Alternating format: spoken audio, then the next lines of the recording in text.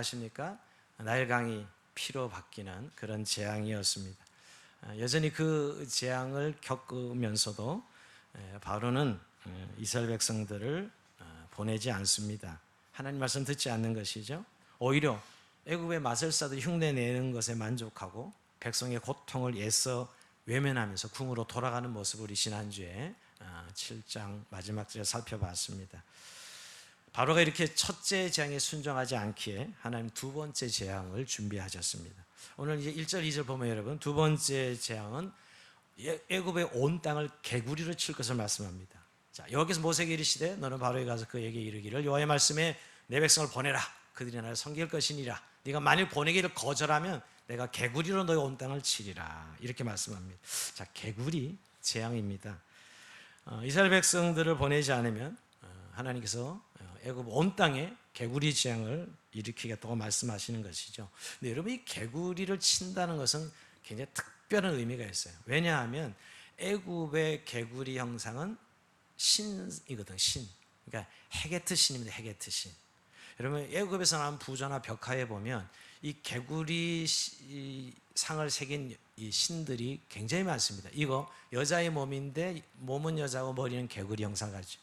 이게 지금 애굽에서 나온 문화재예요. 그러니까 이들이 얼마나 개구리 여신, 헤게트 신을 섬겼나를 볼 수 있죠. 두 번째 그림 올려줘 보세요. 여기도 보면 머리는 전부 개구리로 되어 있죠. 두꺼비 개구리 모양으로 되어 있죠. 여기도 여자들은. 자, 세 번째 그림 볼까요? 여기도 보면 왼쪽에 보면 오른쪽에 개구리 모양으로 사람 몸은 사람이고 머리는 개구리 형상을. 이것이 여러분 우리가 이 여신인데요. 왜 여신이냐면 지난번에 나일강의 주신이 크눔이라는 창조의 신에 대해서 이야기했죠. 제가 그 크눔의 창조의 신의 아내가 이 헤게트 여신이에요. 근데 형상이 개구리 형상을 하고 있습니다. 근데 이 의미는 첫 번째는 왜 여인이냐면 다산입니다. 다산과 풍요의 여신이야. 그러니까 하나님께서 이 개구리를 그냥 치는 의미가 아니라 애굽에서 이들이 지금 신으로 섬기고 있는 그 개구리 신상을 기억하시고 치시는 것이죠. 그러니까 이들은 개구리를 신성시하고 섬겼던 것이에요. 근데 사실 저는 이번 한 주간 말씀 주면서 개구리에 대한 추억은 저는 어릴 때 개구리를 많이 잡았거든요. 그래서 발로 개구리를 딱 밟아가지고 뒷다리 쭉 뽑아가지고 구워서 많이 먹었던 기억이 납니다. 저만 그런가요? 전 시골에서 늘 그래서 메뚜기와 개구리는 저에게 잊을 수 없는 단백질의 공급원이라는 사실을 저는 어릴 때 굉장히 많이 먹으면서 자랐는데, 또 개구리를 이렇게 섬기는 여신으로 섬기는 애굽 사람들의 모습 속에서 하나님께서 이 개구리 재앙을 일으키신 의미죠, 여러분. 근데 개구리로 온 땅을 치신다는 것은 여러분 한두 마리 개구리 뭐 그 정도가 아니고 온 땅을 덮을 것을 얘기합니다. 6절에 보면 여러분 이런 말씀이 있죠. 아론의 애굽 물들 위에 그의 손을 내밀며 개구리가 올라서 애굽 땅에 덮이니 애굽 모든 땅이 다 덮였다는 거예요. 여러분 그 정도가 아니에요. 집안까지 다 덮을 것을 이야기합니다. 자, 3절 4절에 보면 개구리가 나일강에 무수히 생기고 올라와서 내 군과 내 침실과 내 침상이와 내 신하의 집과 내 백성과 내 하덕과 내 떡반죽 그릇에 들어갈 것이며 개구리가 너와 내 백성과 내 모든 신하에게 기어 오르리라. 지금 그러니까 뭐 집안 말할 거 찬장 하덕 장롱 옷 뭐 그 정도가 아니라 사람에게까지 덤벼들어서 온몸에 기어다니는 이런 재앙이에요. 끔찍한 재앙입니다, 여러분. 그냥 우리가 흔히 개구리 좀 많아졌나 보다 이 정도가 아니라 어마어마한 재앙입니다. 그러니까 뭐 개구리 몇 마리 쫓아낸다고 해서 해결될 문제가 아닌 것이죠. 사람들이 이로 인해서 벌벌 떨고 두려워한 것이죠. 근데 여러분 참 역설적인 것은 바로가 어떤 존재죠? 신적 존재예요. 여러분 바로는 이 당시 신적 존재였기 때문에 바로를 두려워하고 떨었어요. 근데 지금 보니까 개구리 때문에 지금 사람들이 두려워 떨고 있는 것이에요. 얼마나 충격인지 모릅니다. 특히 바로는 두려워할 것이 없었던 사람인데 오늘은 피야 뭐 물이 좀 필요 밖에서 물을 못 먹는 그런 괴로움이지만 이 개구리가 온 땅과 온 지방과 온 사람 몸에 붙어 다녀서 이렇게 겪는 재앙은 이건 정말 너무너무 끔찍한 것이죠. 여러분 정말 바로가 깜짝 놀랍니다. 엄청 바로가 두려움에 사로잡혀요. 어느 정도 하면 이 강박한 바로가 모세에게 기도해 달라고 하는 정도로 끔찍한 재앙이 두 번째 재앙이에요. 이렇게 교만한 바로가 혼비백상한 모습은 참 굉장히 우리가 어색하지요. 신과 같은 존재가 그 정도로 이 재앙이 어마어마했던 것입니다. 근데 여러분, 우리가 한번 여기서 하나님께서 왜 바로 애굽에게 개구리 재앙을 보내셨을까? 왜 개구리로 치셨을까? 이걸 먼저 한번 생각해보고 넘어가려고 합니다. 첫 번째로 개구리 재앙은 여러분, 기본적으로 아까 말씀드린 애굽의 신, 헤게트 신이죠. 다산과 풍요의 신을 치시는 것입니다. 성경적으로 말하는 영적 전쟁이에요. 영적 전쟁을 통해서 그들이 섬기는 신을 치시는 사건이죠. 그들의 신이 허구라는 사실을, 우상이라는 사실을 하나님 깨닫도록 치시는 것입니다. 한마디로 지금까지 이 출애굽의 목적이 뭐죠? 나 여호와인 줄 알리라. 애굽 백성들이 나를 여호와인 줄 알리라. 하나님 신이 얼마나 크신 신인가를 알게 하기 위해서 그들이 섬기는 신, 그들의 우상을 치시는 사건이 오늘 이 개구리 재앙으로 나타나는 것입니다. 여러분, 이들에게 그 아까 다 여인의 몸을 취하고 있는데 다산의 의미가 있고요. 이것은 지금 이 우리 문화에도 들어와 있어요. 우리 문화에도 금은방에 가면 두꺼비 금으로 된 거 많이 보셨죠? 금. 특히 아이를 낳지 못하는 사람들은 이런 부적, 이런 모양의 신상들을 소유하는 사람도 있습니다. 제가 어느 집에 가보니까 개구리 인형, 개구리로 만든 모든 상은 다 있더라고요. 와. 그리고 여러분, 옷에도 개구리 모양을 그린 그림들이 꽤 많습니다. 그래서 우리도 뭐라 그러잖아요? 떡두꺼비 같은 아들 낳으라고. 사실은 다 그 다산의 신의 개념이 오늘 이 여게트 신, 이 개구리 신상에 담겨져 있는데 하나님 그걸 치심으로 하나님의 위대하심과 크심을 드러내는 것이죠.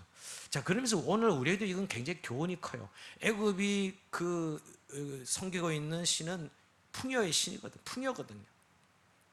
풍요거든요. 지금은 어떻습니까?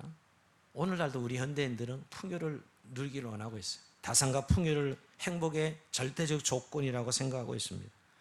인간이 그 소유욕을 넘어서서 탐욕에 이르는, 어찌하든지 많은 것을 소유하려고 하는, 이것이 오늘 우리가 살고 있는 세상 아니겠어요? 애굽에도 그 제국에서 풍요로움은 그들의 절대적인 행복이라 생각하고 이 여게트 여신을 헤게트 여신을 섬겼던 것이지요.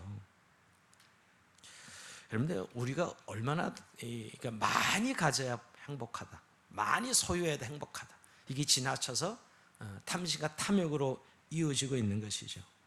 인간이 얼마나 소유해 행복할까요, 여러분?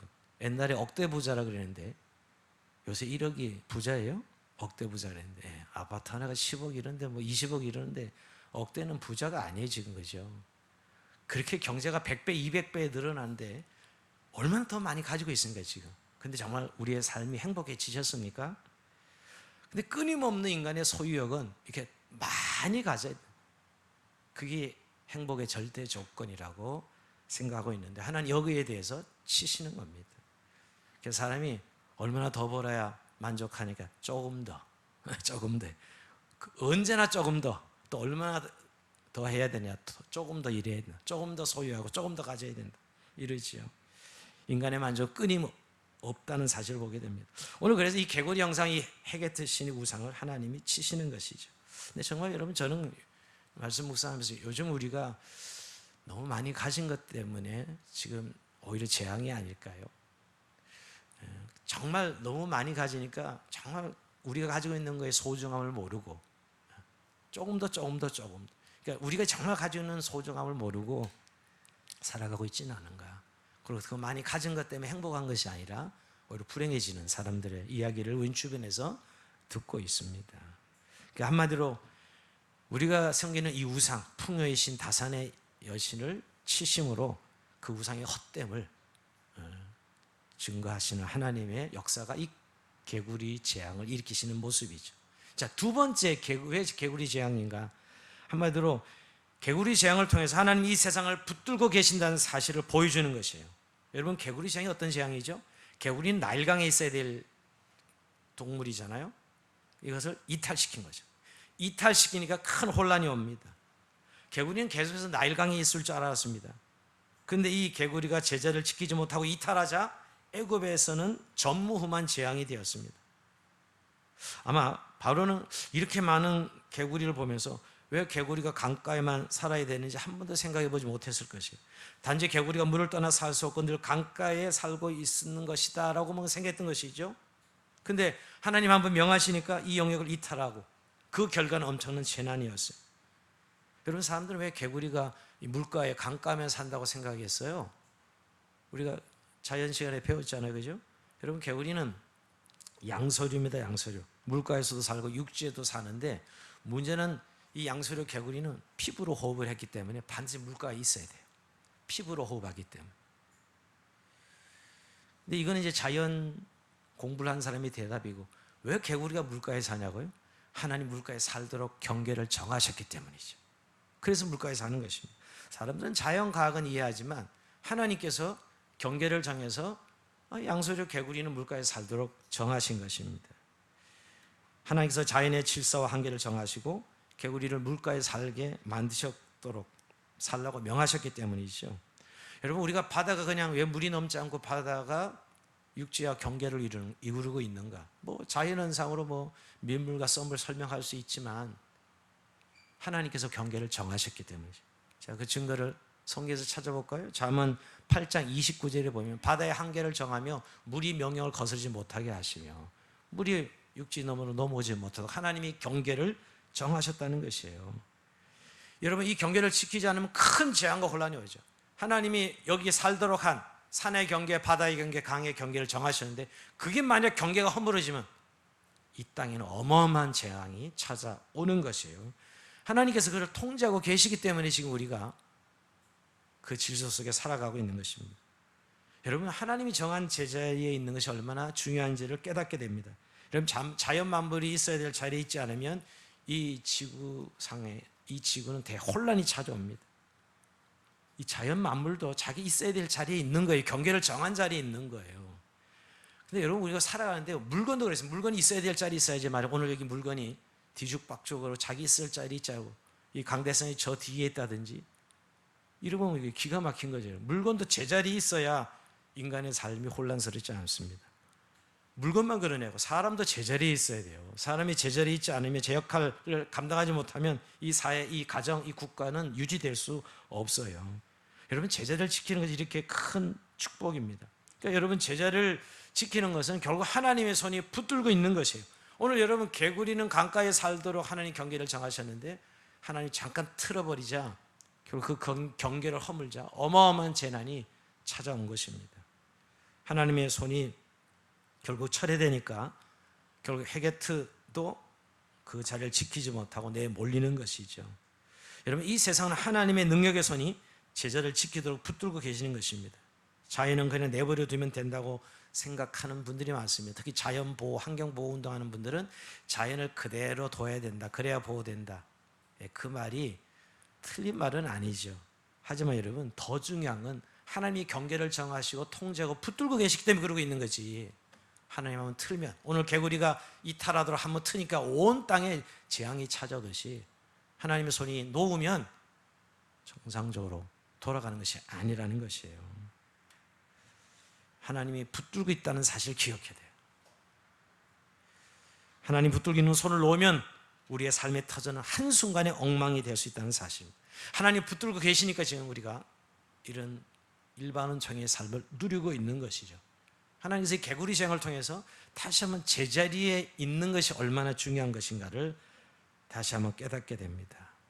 오늘도 여러분, 우리가 예배의 자리에 지금 있는 것, 이거 얼마나 중요한 것입니까? 이게 오늘 두 가지 개구리 재앙의 의미라고 생각합니다. 근데 여러분, 이 개구리 재앙이 일어나자마자 이 애굽의 술사들이 흉내를 냅니다. 자, 7절 볼까요? 자, 요술사들도 자기 요술대로 그와 같이 행하여 개구리가 애굽 땅에 올라가게 하였더라. 지난번에 나일강을 핏물로 만들 때도 여러분, 애굽의 술사들이 흉내를 냈어요. 근데 그때 제가 말씀드렸죠. 그 흉내는 그야말로 흉내고 속임수다. 마술은 근본적으로 속임수입니다. 오늘도 여러분, 이들이 지금 흉내를 냈지만 이 개구리를 처리하거나 개구리를 다 나일강으로 돌아가게 할 수 없어요. 몇 마리 정도 올라오게 한 정도죠. 몇 마리 정도 돌아가게 하는 정도였어요. 애굽의 그 재앙으로 임한 개구리들을 원래 자리로 돌아가게 하지는 못하였다는 것이에요. 이제 한계죠. 그런데 이번에 이런 애굽의 술사들이 흉내 내는 걸 보면서 지난번에는 강팍해졌거든요. 바로가. 오늘 바로가 변화가 일어납니다. 지난번처럼 술사를 불러서 도움을 요청하는 것이 아니라 누구를 불러요? 모세와 아론을 불러서 야, 기도해서 개구리가 빨리 떠나가도록 해달라고 요청합니다. 자, 8절 볼까요, 여러분? 바로가 모세 아론을 불러 이르되 여호와께 구하여 나와 내 백성에서 개구리를 떠나게 하라. 내가 이 백성을 보내리니 그들이 여호와께 제사를 드릴 것이니라. 여러분 좀 놀라죠? 바로에게 엄청난 일대 변화가 일어납니다. 바로가 드디어 회심했나? 이럴 정도로 바로가 회심한 것 같아요. 지금 모세에게 기도해서 개구리를 떠나가게 해달라고 기도하잖아요. 물론 잠시이지만 분명한 것은 바로에게 큰 깨달음이 왔습니다. 먼저 바로는 모세에게 이런 상황에서 여호와께 기도해달라는 요청을 합니다. 즉 바로는 이제 드디어 하나님의 손이 얼마나 큰지를 깨닫기 시작한 것이에요. 또 모세의 기도의 능력을 믿기 시작한 것이죠. 오직 모세의 기도만이 이 미친 개구리들을 어떻게 할 수 있다는 사실을 깨달은 것입니다. 무질서한 개구리를 움직일 수 있는 것이 기도라는 사실을 깨닫고 마술사들에게 요청하는 것이 아니라 오늘 모세에게 기도를 요청하는 바로의 모습을 보게 됩니다. 여러분, 바로가 엄청난 변화를 지금 보고 있어요. 그 정도가 아니고 바로의 말 속에 또 엄청난 변화가 있습니다. 발견한 분, 바로 이 말 속에, 이 8절 속에 또 엄청난 변화가 있어요. 원래 내 백성 그랬을 때 여러분, 바로는 자기 애굽의 백성도 내 백성이고 노예인 이스라엘도 내 백성이었어요. 구별하지 않았어요. 애굽의 백성도 내 백성이고 노예인 이스라엘도 내 백성인데 오늘 구별하기 시작합니다. 어떻게 구별해요? 내가 이 백성을 8절 그냥 올려주세요. 내가 이 백성을 보내리니 그들이 여호와께 제사를, 이 백성이라고 해요. 자기 백성이 아니라 이 백성, 이스라엘 백성을 인정하고 있다는 거예요. 바로는 항상 자기 백성, 둘 다 자기 백성이었어요. 노예가 얼마나 중요한 그들의 노동계의 자산입니까? 그게도 내 백성이었는데 오늘 이 백성이라고 구별하기 시작합니다. 이와 동시에 하나님의 백성이어야 할 자리를 인정하기 시작한 것이죠. 내가 이 백성을 보내리니 그들이 여호와께 제사를 드릴 것이니라. 와, 이렇게 고백하고 있습니다. 하나님의 백성은 하나님을 예배하는 자리로 가야 한다, 이런 걸 인정하기 시작했어요. 엄청난 변화입니다. 놀라운 변화예요. 한마디로 이 바로에게 여호와를 아는 지식, 여호와를 인정하는 지식이 생겨나기 시작했습니다. 그래서 오늘 이 모세가 바로에게 이렇게 얘기합니다. 9절 볼까요? 모세가 바로에게 이르되 내가 왕과 왕의 신하와 왕의 백성을 위하여 이 개구리를 왕과 왕에서 끊어 나일 강에 있도록 언제 강구하니 좋을는지 내게 분부하소서. 자, 모세가 지금 그렇게 변화하니 바로의 변화를 보고서 그럼 하나님 백성 원래 이스라엘 자리로 돌아가면 인정하고 허락했으니 이제 개구리가 원래 있던 나일강으로 돌아가도록 기도하는데 언제가 좋을지 말하라고 이야기하는 것이죠. 그때 바로가 즉시 대답합니다. 이르되 내일이니라. 그가 이르되 내일이라. 내일에 빨리 개구리가 저 원래 자리로 돌아가고 다르고 이야기하려고. 근데 여러분, 개구리가 원래 자리로 돌아간다는 의미는 또 어떤 의미가, 이스라엘 백성도 원래 자리로 돌아가는, 원래 자리로 광야에 하나님을 섬기는 예배하는 자리로 돌아가게 해주겠다는 의미예요. 그 의미입니다. 개구리가 원래 자리로 돌아가게 한다는 의미는 내일 이쯤에 하나님 백성 이스라엘 너희도 이제 네 자리로 돌아가야 된다는 것의 의미를 담고 있습니다. 그러자 모세가 이렇게 이야기합니다. 10절에 볼까요? 모세가 이르되 왕의 말씀대로 하여 왕의 구리 하나님과 같은 이가 없는 줄 알게 하리니 개구리가 왕과 왕군과 왕의 신하와 왕의 백성을 떠나서 나일 강에 있으리다 하고. 자, 이제 왕이 요구하는 대로 개구리가 물러나 제대로 돌아가게 할 것이고 하나님의 백성인 이스라엘 백성들도 예배의 자리로 돌아가게 될 것이다, 이렇게 이야기하는 것이죠. 여러분, 참 이 역사를 통해 바로는 지금 하나님을 더 깊이 아는 지식으로 소유하게 될 것입니다. 그래서 모세가 즉시 기도합니다. 근데 기도하니까 그 난리치던 개구리들도 모두 죽거나 나일강을 벗어나지 않도록 합니다. 자, 12절 13절에 보면 여러분, 모세와 아론이 바로를 떠나 나가서 바로에게 내리신 개구리 대하여 모세와 여호와께 간구하매 여호와께서 모세의 말대로 하시니 개구리가 집과 마당과 밭에서부터 나와서 죽은지라. 자, 죽기도 하고 다시 나일강에 돌아가기도 하고, 그 많던 개구리들이 이제 죽고 나일강으로 돌아가는 역사가 있습니다. 한마디로 모세의 기도를 들으시고 정한 시간에 개구리가 집에서 다 나와서 죽게 만드시고 나일강 제자로 돌아가게 하셨다는 것이 정말 하나님의 향한 모세의 기도를 하나님이 응답하신 것이죠.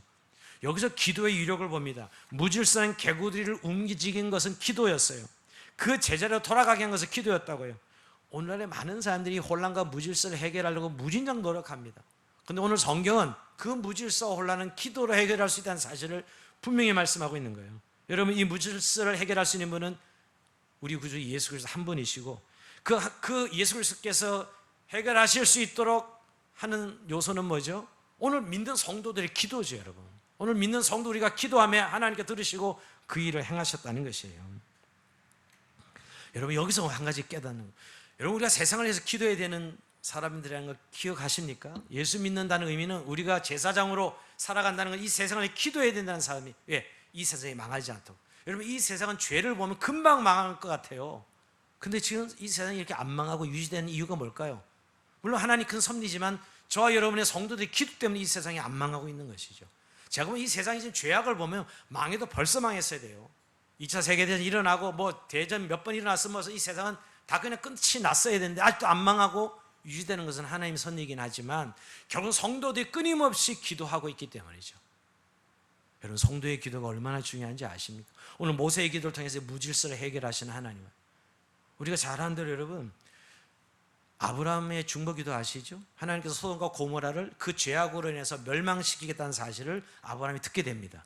그때 아브라함이 손을 들어 기도하죠. 하나님, 50명의 의인이 있어도 멸망시킬 거예요? 45명이, 40명이, 30명이, 20명이, 10명의 의인이 있어도 여기를 멸망시킬 것입니까? 근데 여러분, 소돔과 고모라는 10명의 의인이 없었어. 즉 기도하는 10명의 의인이 없었다고요. 결국 여러분 멸망당하죠. 불과 유황으로. 그런데도 아브라함의 기도 때문에 누가 구출되죠? 조카 롯이 구원받습니다. 여러분, 우리가 이 땅에 살아가는 그리스도인으로 기도해야 되는 중요한 이유가 여기에 있어요. 오늘 이 세상의 무질서를 우리가 그나마 손을 들어 기도하며 여러분 이 땅을 지키는 것이 저와 여러분의 기도라는 사실을 발견하게 됩니다. 한 영혼의 구원을 위해서도 우리가 기도하는 이유가 바로 이 때문이죠. 여기서 다시 한번 우리가 기도의 위력, 기도를 왜 해야 되는지 다시 한번 깨닫게 됩니다. 근데 이렇게 기도를 통해서 다시 회복되니까 바로가 다시 완악해집니다. 야, 이게 사람의 심리가 이래요. 15절 볼까요? 그러나 바로가 숨을 쉴 수 있게 됨을 보았을 때 그의 마음을 완강해 하여 그들의 말을 듣지 않았으니 여호와께서 말씀하신 것 같더라. 숨이 통할 수 있어. 이게 개구리 때문에 숨을 못 쉬었던 거예요. 개구리 때문에 숨을 못 쉬었는데 기도하자 이제 개구리가 물러가니까 숨을 쉴 수 있게 되니까 다시 원래 상태로 돌아가는 거예요. 역시 바로는 하나님을 아직 인정하고 하나님을 아는 사람이 아니었어요. 다시 교만해졌습니다. 잠시 깨달았다가 잠시 부드러워졌다가 다시 강팍해진 것이죠. 여러분, 이런 모습은 우리는 좀 흔히 봐요.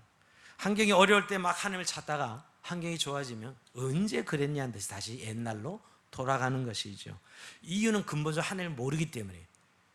사람들은 눈에 보이는 환경을 하나님으로, 즉 우상으로 섬기는 거예요. 그 환경에 따라 그 막 하나님을 찾다가 환경이 좋아지면 다시 원래로 돌아가는 것은 눈에 보이는 그 환경, 우상을 따라간 것이죠. 하나님을 믿고 섬기는 게 아니라.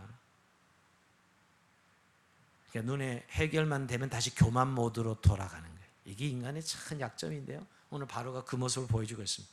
근데 이 이야기가 관련해서 탈무드에 재미있는 이야기가 있습니다. 유대인의 교훈, 지혜의 집이지요. 탈무드에 보면 어떤 유대인이 항해를 하고 있었는데 막 폭풍을 만나서 거주반 죽게 되었습니다. 그래서 이 사람이 이제 유대인이니까 기도하잖아요. 하나님, 살려만 주시면 11절을 꼬박꼬박 드리겠습니다. 그렇게 기도했는데 여전히 폭풍과 막 거세게 막 일기 시작해. 다시 기도합니다. 하나님, 살려만 주면 전 재산의 절반을 드리겠습니다. 그런데도 폭풍으로 멈출 줄 모르고 막 거세게 불어치는 거예요. 근데 이제 다시 기도하죠. 하나님, 이번에 저 목숨만 살려주면 전 재산을 드리겠습니다. 그 순간 폭풍우가 잔잔해지는 거예요. 살게 되었어요. 근데 살게 되니까 유대인이 정신이 번쩍 드는 거예요. 내가 무슨 기도를 했지? 자기 기도가 잘못됐다는 사실을 깨닫기 시작했어요. 그래서 다시 기도합니다. 하나님 아시죠? 아까 제가 드린 기도는 너무 다급해서 정신없이 드린 기도입니다. 아시죠? 그러면 다시 천둥이 막 치면서 바람이 불고 막 거세게 다시 일어나니까 이 다급해진 유대인이 하는 소리가, 하나님, 농담도 못합니까? 이랬다는 거예요. 저는 이게 유대인의 교훈집이에요. 사실 탈무드가. 이들이 참 지혜로운 사람들이에요. 인간이 얼마나 참 간사하다는 사실을 우리는 알고 있죠. 오늘 지금 이렇게 다시 원점으로 돌아가는 바로, 다시 원점으로, 이게 환경만 좋아지면 다시 하나님을 인정하지 않고 교만해지는 것입니다. 근데 여러분, 바로만 그랬어요? 유대인 구약의 이스라엘이 내내 그랬고요.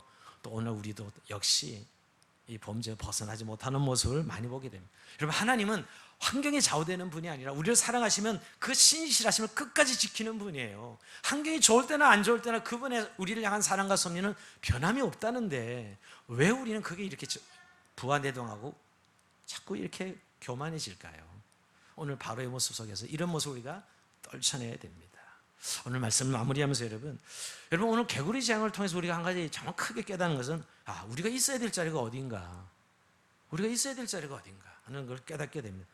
전에 여러분 좀 시간이 됐는데 영국 지역신문에 아주 흥미로운 자극적인 구직 광고가 실립니다. 광고 제목이 이렇습니다. 지겨워 죽겠으니 살려주세요. 이게 지겨워 죽겠으니 살려주세요. 이 구직 광고예요. 그 옆에 나이 89세 노인, 주당 20시간 이상 근무할 수 있음, 가벼운 정원일 청소, 간단한 기구 조립 가능, 이렇게 구직 광고를 했습니다. 너무나 재미있어서 그 지역신문 기자가 인터뷰를 하러 갑니다. 취재하러 간 것이죠. 사연을 들으러. 왜 이런 구직 광고를 했는지. 89세 할아버지가 사연을 들어보니 좋은 바틀리라는 할아버지인데 2년 전에 아내와 사별하고 날마다 혼자 책 읽고 텔레비전 보면서 인생을 보내고 있었습니다. 근데 어느 순간부터 더 이상 이런 생활을 견딜 수 없었다는 것이에요. 그는 공수부대 출신으로 은퇴 이후 연금을 받으면서 생활하고 있었습니다. 그런데 일하지 않고 연금 생활을 한 이후부터 자기의 존재 의미를 찾을 수 없었다는 것입니다. 공수부대원으로 일할 때는 자기가 살아있음을 느꼈는데 이제 연금을 이렇게 편안하게 살아가는데 아무 일도 안 하고 살아가는데 도저히 정말 자기 자신이 내 인생이 내가 아니구나 하는 생각을 자꾸 느끼게 됐다는 거예요. 여러분, 일하지고 연금으로 일하는 것이 모든 사람들의 꿈이었는데 막시 그 꿈을 이루고 연금으로 살아가는데 자기 정체성에 혼란이 오더라는 거예요. 너무너무 괴로웠다는 거예요. 그래서 오늘 이 구직 광고, 나 좀 지겨워 죽겠으니 살려주세요, 나 좀 일거리를 구합니다, 이렇게 구직 광고를 내게 됐다는 것이에요. 여러분, 지금 우리가 복지가 목표 아니고 국가는 복지만 이루면 모든 인간이 행복할 것이라고 생각하지 않아요? 오늘 개구리의 이 여신 케게트 여신이 다산과 풍요로운데 풍요롭기만 하면 인간은 행복할 것이다 라고 생각했는데 실제 그렇지 않다는 것이 이미 증명되고 있습니다. 여러분, 인간의 본연의 자리가 풍요의 자리가 아니에요. 인간의 본연의 자리가 어디가 정말 인간 본연의 자리입니까? 이건 환경이 어렵고 힘들고 이런 문제가 아닙니다. 사실은 지금 이스라엘 백성들이 있어야 될 자리는 하나님의 백성으로 예배의 자리입니다. 왜 하나님 출애굽시키는 거예요? 이들을 그 애굽에서 종살이들을 건져서 출애굽을 시켜서 뭐예요? 하나님 백성으로 하나님을 섬기도록 하기 위해서, 하나님을 예배하기 위해서 이들을 건져내시는 거거든요. 그게 바로 이스라엘 백성들이 있어야 할 자리입니다. 여러분, 개구리 재앙이, 개구리 나일강에 있을 개구리가 이탈하니까 재앙이 되듯이 이스라엘 백성은, 하나님 백성은 예배의 자리로 오게 하기 위해서 출애굽 사건이 일어나는 것입니다. 이게 이스라엘의 하나님 백성의 행복이기 때문이죠. 여러분, 예수님께서 왜 자기를 희생하시면까지, 왜 하나님께서 자기 아들 예수 그리스도를 십자가에 죽이시면서까지 우리를 구원하셨냐고요. 왜 우리를 구원하신 거예요? 우리를 하나님 백성으로 예배의 자리에 있게 하시려고 부르신 것이죠. 우리의 자리, 우리가 있어야 될 본연의 자리가 바로 하나님의 백성으로 예배의 자리에 있게 하시려고요. 그래서 예수님께서 우리를 십자가의 피로 구속하신 것입니다. 이런 소위를 묻다, 우리가 교리 공부할 때 1문이 뭐죠? 인생이 제일 되는 목적이 무엇입니까가 1문이에요. 인생이 제일 되는 목적이 무엇입니까? 그때 답은 간단합니다. 뭐죠? 하나님을 영화롭게 하고 그를 영원토록 즐거워하는 것입니다. 하나님을 영화롭게 하고 그를 영원토록 즐거워하는 것입니다. 이게 바로 우리가 있어야 될 본연의 자리입니다. 하나님께서 인간을 만드시고 여러분 빚으시고 코에 생기를 불어넣으시고 그리고 뭐예요? 보시기에 심히 좋았더라 하신 그 자리가 그 하나님을 예배하는, 하나님과 함께 살아가는 그런 예배의 자리로 우리를 만드셨다는 사실이죠.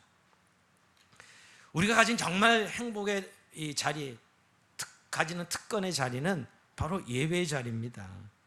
저는 요즘 이런 걸 많이 봐요. 아무리 인공지능 AI가 발달해도 여러분, 이제 AI가 아마 인간의 수준을 넘어서기 시작했습니다. 이미 다 준비돼서 여러분. 근데 AI가 하나님을 예배하지는 않습니다. 여러분, 자연 만물이 아무리 수려가 아름다워도 자연 만물이 하나님을 예배하는 건 아니에요. 하나님의 영광을 드러내는 건 하지만 인간만이 하나님의 손수 빚으시고 코에 생기를 불어넣으신 하나님의 형상을 주신 인생만이 하나님을 예배하도록 하셨다고. 그게 우리가 있어야 될 영광의 자리예요. 하나님과 함께 예배하며 그와 함께 살아갈 수 있도록 그 영광을 누리도록 하신 것이죠. 근데 여러분, 오늘 이 개구리 영상 이 헤게트 여신, 이 다산과 풍요의 여신의 눈에 팔려서 오늘 인생들이 하나님이 우리를 하나님 백성 있어야 될 예배의 자리에 자꾸 이탈되고 잃어버리는, 이 자리를 잃어버리는 인생들이 너무 많습니다. 풍요라는 보이는 눈의 풍요 때문에 그걸 쫓아가 다니다가 결국 정말 우리가 있어야 될 본연의 자리, 하나님을 영화롭게 하고 하나님과 살고 하나님을 기뻐하며 즐거워하는 이 본연의 인생의 자리를 놓치는 사람들이 많습니다. 현대를 살아가면서 바쁘고 분주한 것 때문에, 열심히 살아야 된다는 이유 때문에 예배의 자리를 잃어버리는 분들 많습니다. 아니, 요즘 코로나19로 인해서 많은 사람이 예배의 자리를 놓치고 있습니다. 굉장히 심각할 정도로 예배의 자리를 놓치고 있습니다. 그리고 우리의 자리가 본연 예배의 자리인 건 삶의 현장에서 예배의 자리가 있고요, 또 우리 교회 공동체, 주일날 우리가 예배 공동체의 예배의 자리가 있지요. 이 자리를 통해서 하나님은 하늘의 복을 주시고 우리가 하늘의 평안을 누리고 하늘의 기쁨을 누리도록 만들어 주셨는데, 우리의 자리가 세상에 있는 줄 알고 그 다산이라는 헤게트 여신의 그 풍요를 쫓아 달려가다가 결국 낭떠러지의 멸망의 길로 떨어지고 있는 오늘 인생들을 보게 됩니다.